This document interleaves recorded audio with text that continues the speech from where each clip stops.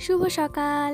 আগের দিন ঝড়ে আমার কাঠগোলাপের গাছটা ভেঙে গিয়েছে, তো ওপরের অংশটা আমি ভাবলাম এটা দিয়ে চারা তৈরি করি, তাই তোমাদেরকে শেয়ার করছি। এই পাত্রটার কথা মনে আছে? এইটাতে কিন্তু আমি এর আগের বারেও একটা কাঠগোলাপের চারা লাগিয়েছিলাম, কিন্তু এই কাঠগোলাপের রঙটা কিন্তু একদম ডিফারেন্ট। যার থেকে আমি এই গাছটা পেয়েছি বা যে আমাকে গিফট করেছে, সে কিন্তু আমাকে ছবি পাঠিয়েছে, সেটা আমি তোমাদেরকে অবশ্যই শেষে শেয়ার করব যে এইটা থেকে কী ধরনের ফুল হবে। তো তার জন্য কিছুই না, কাঠগোলাপের জন্য না বালিটাই সব থেকে বেস্ট। তো বালির মধ্যে শুধু জল ভরে নেবে, তারপর কি করবে, কাঠগোলাপের যে অংশটা আমরা লাগাবো সেই অংশটা একটুখানি ব্লেড দিয়ে বা কোনো শার্প কাটার দিয়ে তোমরা কিন্তু একটু ছিলে নেবে ওর অংশটা। তারপর অ্যালোভেরা লাগিয়ে বসিয়ে দেবে আর একটা শেডের জায়গায় রাখবে।